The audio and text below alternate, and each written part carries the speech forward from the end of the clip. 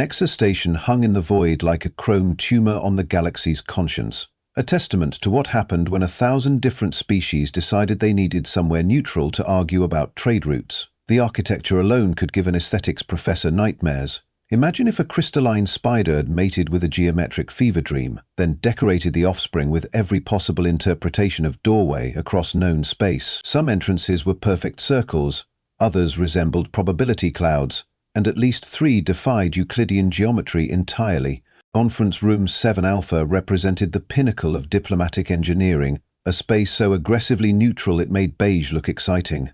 The walls hummed with translation matrices, the air recyclers worked overtime to accommodate 67 different atmospheric preferences simultaneously, and the furniture adjusted itself based on species-specific comfort algorithms.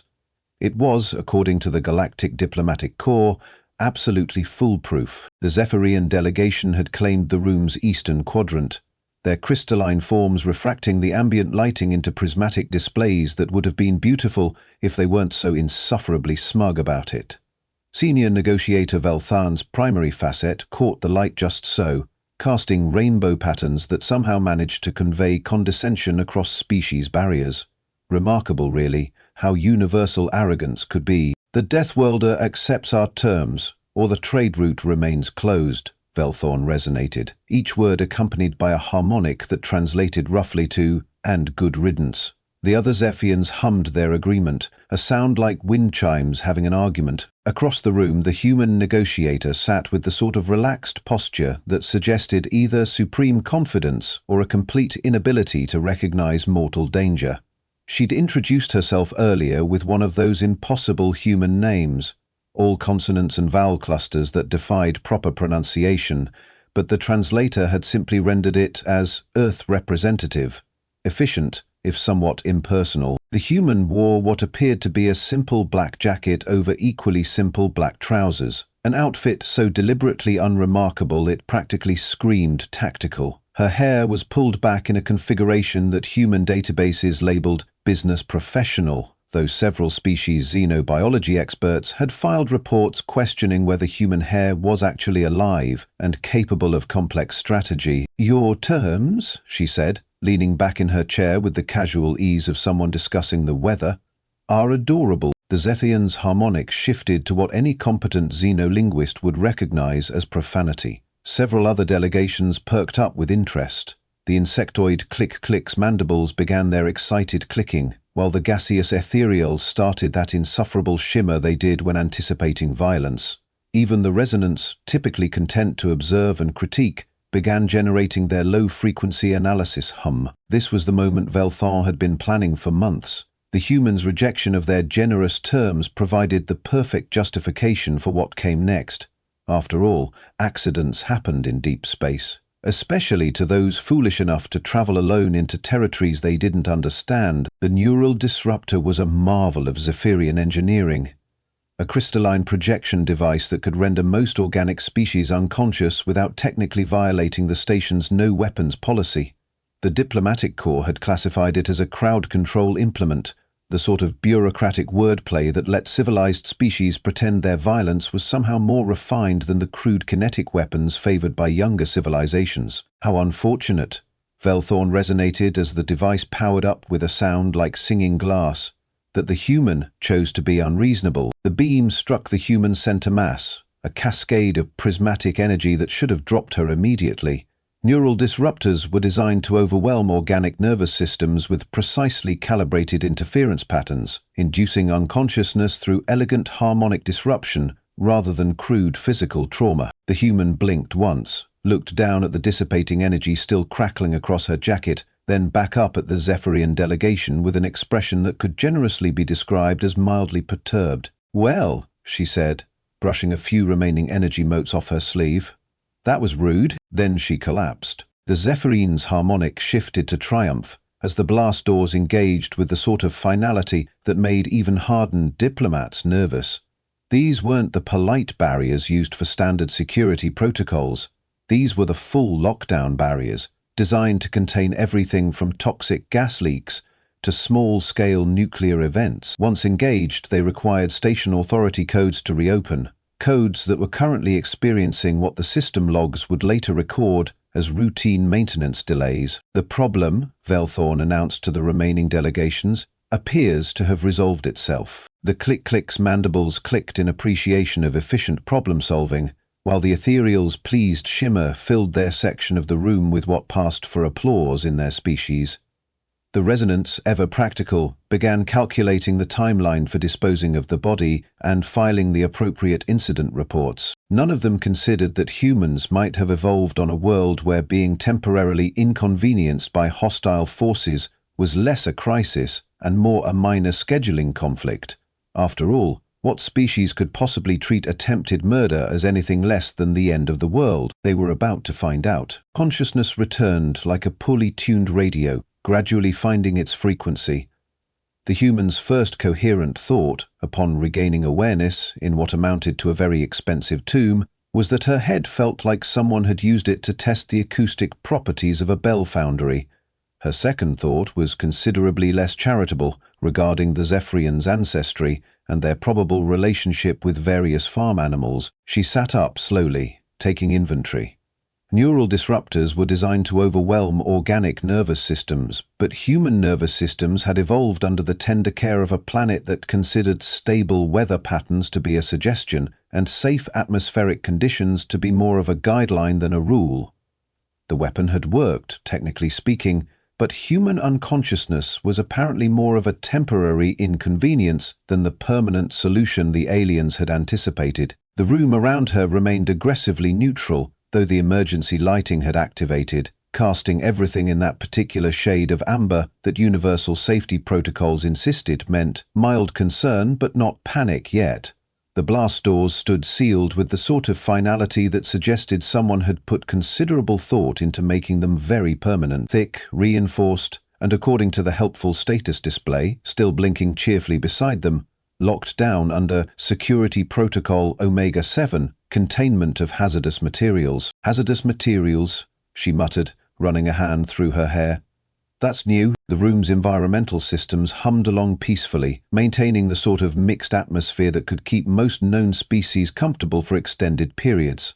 Someone had clearly planned this carefully. Why kill her immediately when they could let her suffocate slowly, providing ample time for regret and pleading? It was almost considerate, in a psychopathic sort of way.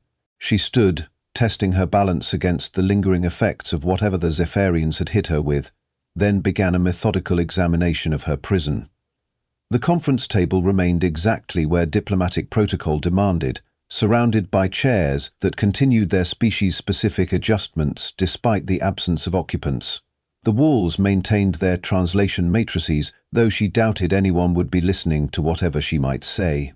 The maintenance access panels, however, were far more interesting. Every diplomatic facility was required to maintain emergency access systems, though most species tended to forget about them once construction was complete. Humans, having evolved on a world where ignoring emergency systems was a reliable path to extinction, tended to notice such things. The panels were small, discreet, and, according to the helpful maintenance code stenciled beside them, connected to everything from atmospheric processing to structural integrity monitoring. "Now that," she said, running her fingers along the panel edges, "is promising." The first panel opened with minimal resistance, revealing a tangle of conduits, data cables, and what appeared to be a backup power routing system. The second panel proved even more accommodating, providing access to the room's environmental controls and, more importantly, the structural monitoring network. The third panel was practically generous, offering direct interface ports for maintenance diagnostics. She settled cross-legged on the floor, pulling access cables with the practiced efficiency of someone who had spent considerable time in places where understanding the local infrastructure was the difference between mission accomplished and crater where the embassy used to be. The diagnostic interface activated with a pleasant chime, flooding her with information about power distribution, structural load tolerances, and emergency system parameters. "Oh, you beautiful, over-engineered nightmare," she murmured, scrolling through system specifications. "You magnificent, bureaucratic monument to excessive safety protocols." The room, it turned out, was designed to contain absolutely everything. Toxic gas releases, radiological contamination, hostile atmospheric conditions, explosive decompression, seismic events, and something listed as probability cascade failures that she made a mental note to research later. The blast doors were rated for pressures that could liquefy most known materials, the walls could withstand direct hits from ship-mount weaponry, and the environmental systems could maintain life support for up to 6 standard months, all of which meant the room was built like a vault, with all the structural reinforcement that implied. She began pulling up schematics, her fingers dancing across the interface with growing appreciation for whoever had designed this place. Every safety feature was documented, every emergency protocol was mapped, and every structural support was helpfully labeled with load specifications, material composition, and replacement part numbers. It was the sort of thorough engineering documentation that suggested a species with a healthy paranoia about things falling down. The gravity plating caught her attention first. Artificial gravity generators were necessarily robust, designed to function even under combat conditions. The power distribution network was equally fascinating, with redundant systems that could reroute around damaged sections. The atmospheric processors were almost artistic in their complexity, capable of converting almost any input into breathable atmosphere for dozens of species simultaneously. But the structural framework, that was the real masterpiece. The room existed within a lattice of support beams, reinforcement struts, and emergency barriers that could apparently withstand everything short of a direct hit from a stellar-class weapon. The blast doors weren't just sealed, they were integrated into a structural system that treated the entire room as a single immovable unit, which was unfortunate for the aliens, because humans had learned long ago that immovable was typically a failure of imagination rather than physics. She leaned back, studying the schematics with a sort of expression that had historically preceded various engineering projects that made proper engineers wake up in cold sweats. The room was a fortress, certainly, but fortresses were built to keep things out, not to keep humans in. And humans, having evolved on a world that regularly tried to kill them through creative applications of physics, had developed a somewhat unconventional relationship with the concept of structural integrity. "Well," she said, cracking her knuckles with the sound of someone about to embark on an ambitious home improvement project, "this should be interesting." The first rule of human engineering, learned through countless generations of making things work despite physics's obvious objections, was that every system could be repurposed if you were creative enough about interpreting its intended function. The second rule was that safety features were really just suggestions for people who lacked proper motivation. The third rule, which the human was currently contemplating with the sort of gleeful anticipation that had historically preceded memorable explosions, was that structurally integrated was engineer speak for "we built it so well that everything comes apart together." She started with the gravity plating because artificial gravity was essentially controlled manipulation of space-time, and space-time manipulation was humanity's favorite tool for solving problems that weren't technically supposed to be solvable.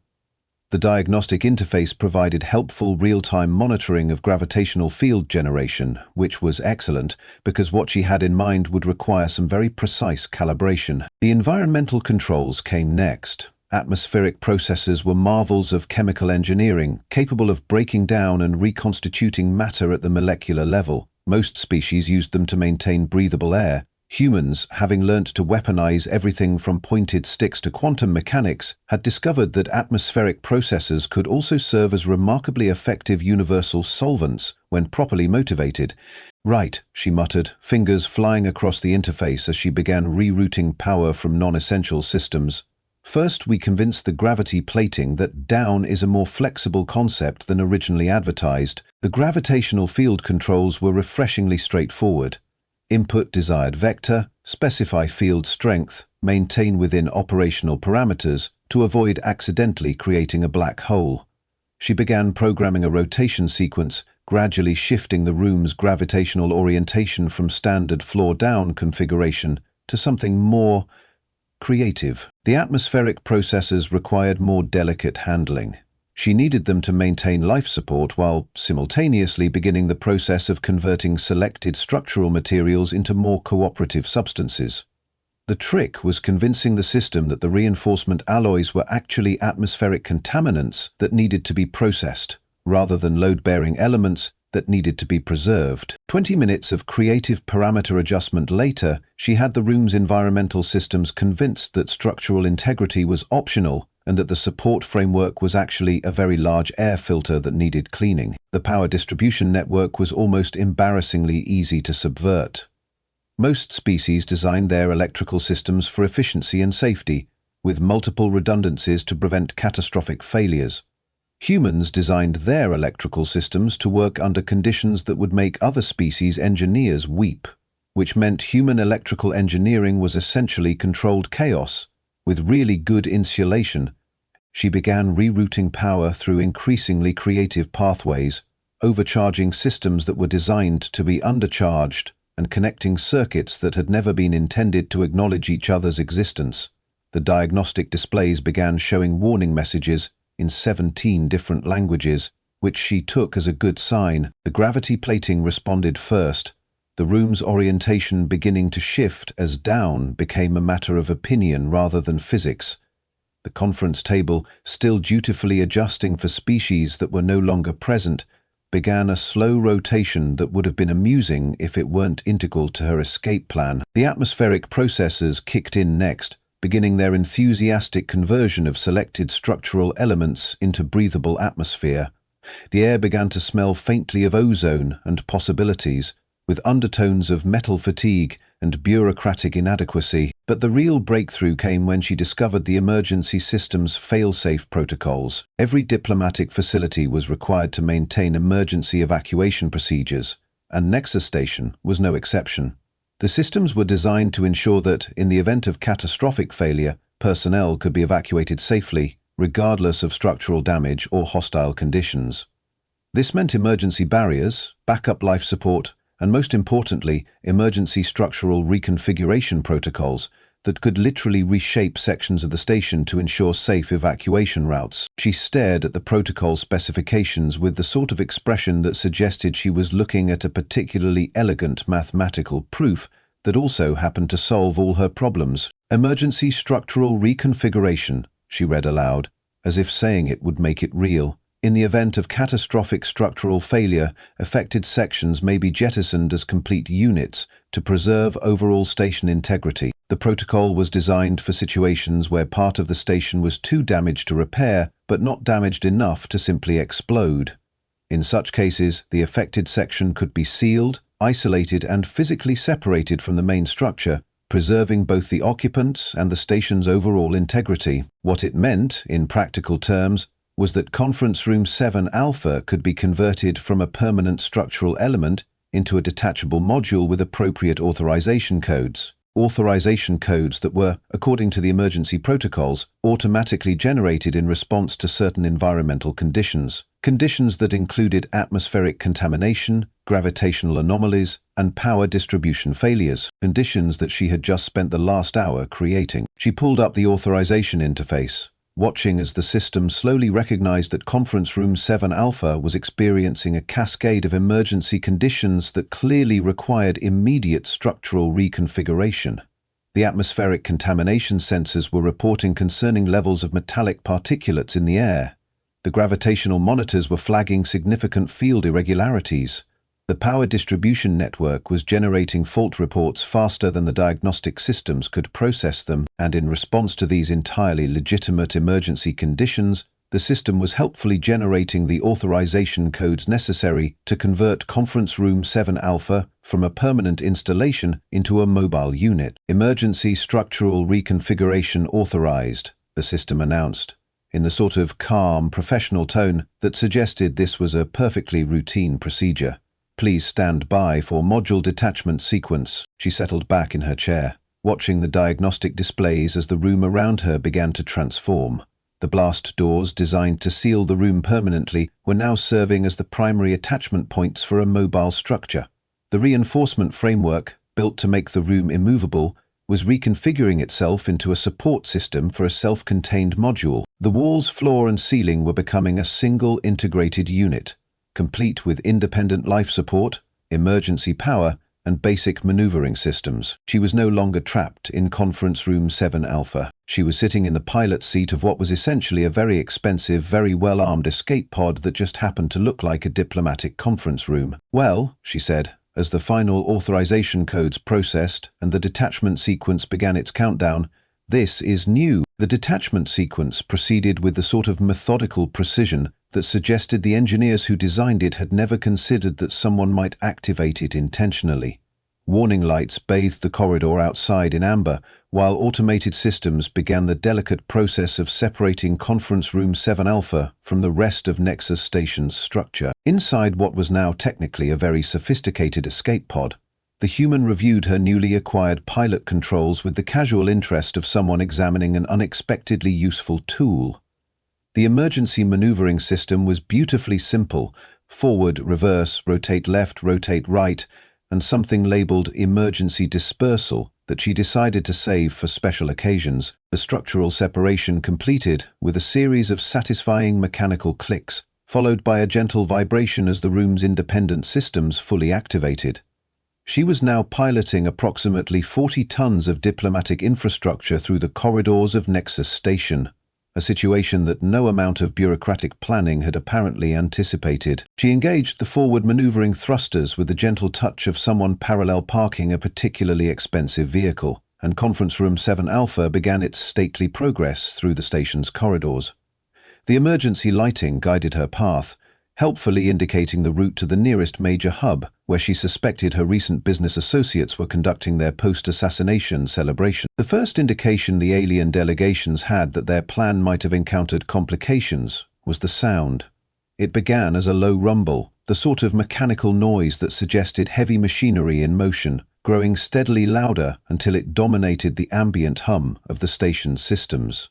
Several species representatives looked up from their self-congratulatory discussions with the sort of expression that suggested they were beginning to suspect the universe had a sense of humor. The second indication was considerably more dramatic. The wall at the corridor's far end simply ceased to exist, replaced by the stately advance of Conference Room 7 Alpha in all its bureaucratic glory.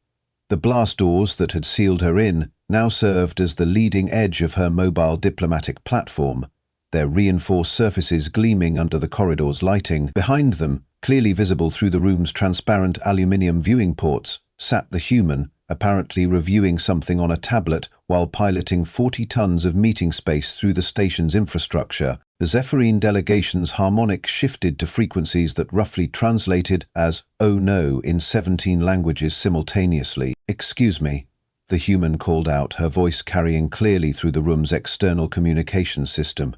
"Could someone direct me to the nearest waste disposal facility? I seem to have acquired some structural debris that needs proper recycling." She gestured casually toward the blast doors, which were indeed accompanied by a considerable section of corridor wall, several support beams, and what appeared to be a substantial portion of the station's outer hull.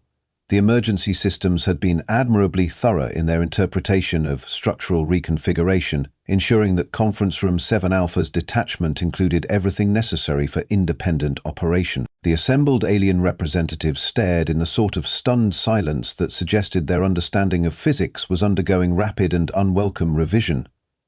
The Click-Click's mandibles had stopped their clicking entirely, frozen in what their xenopsychology profiles indicated was their equivalent of complete cognitive overload. The ethereals had ceased their perpetual shimmer, their gaseous forms holding perfectly still, in what might have been respect or terror. The resonants were generating a harmonic that their translation matrices could only render as confused mathematical symbols. "I realize this is somewhat irregular," the human continued, maneuvering her mobile conference room with the casual precision of someone who had clearly done this sort of thing before, "but I'm afraid your neural disruptor caused some unexpected complications with the room's emergency systems.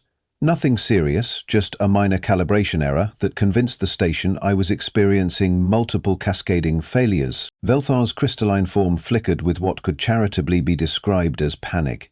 "This is impossible. The containment protocols were absolute. The structural barriers were very well designed," the human agreed, consulting her tablet again. "Really impressive work.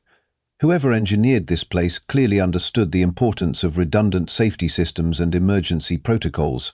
I particularly appreciated the automatic authorization sequence for structural reconfiguration, very thoughtful. She paused, looking up from her tablet with the sort of expression that suggested she was about to share an interesting technical observation, though I should mention that neural disruptors have an unfortunate tendency to interact poorly with human nervous systems. We evolved on a world where electrical interference was more of an environmental hazard than a weapon, so we developed some interesting adaptations.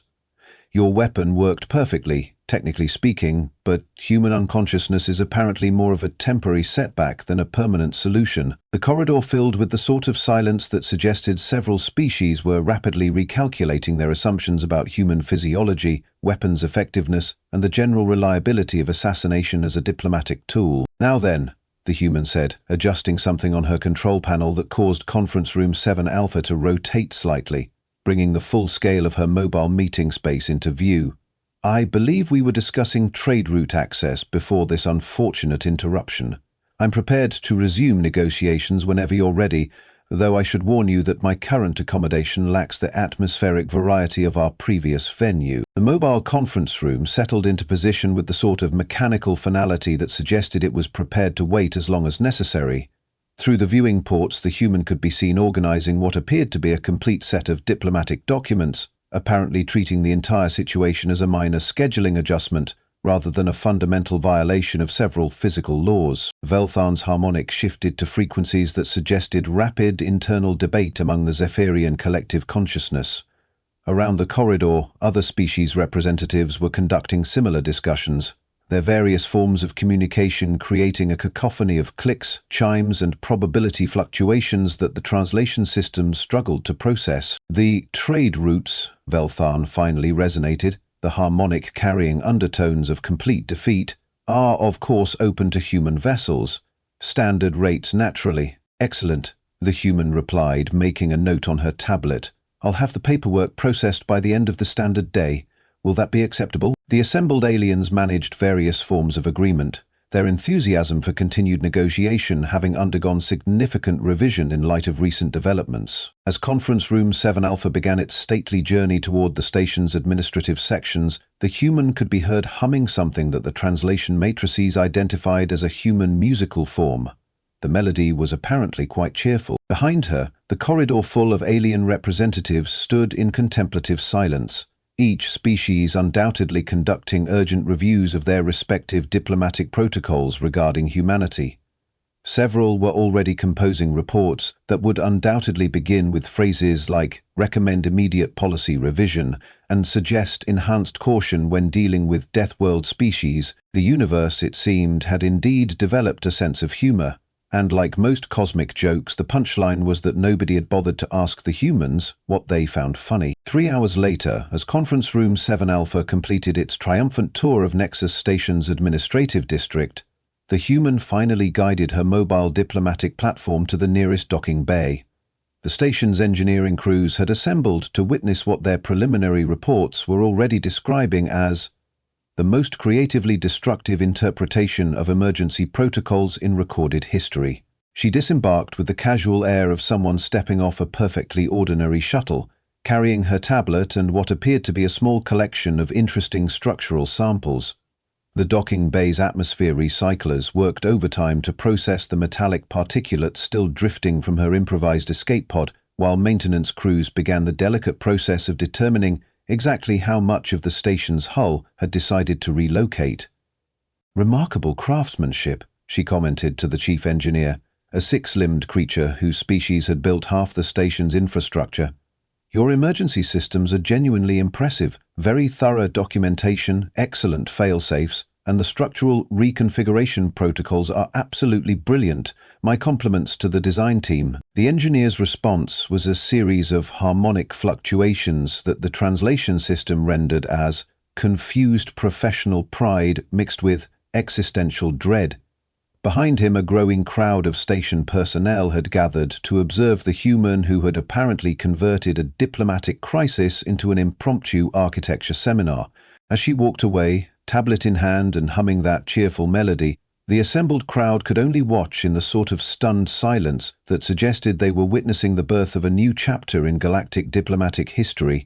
Someone, somewhere, was undoubtedly updating the official guidelines for containing Deathworld species. The revision would probably be extensive.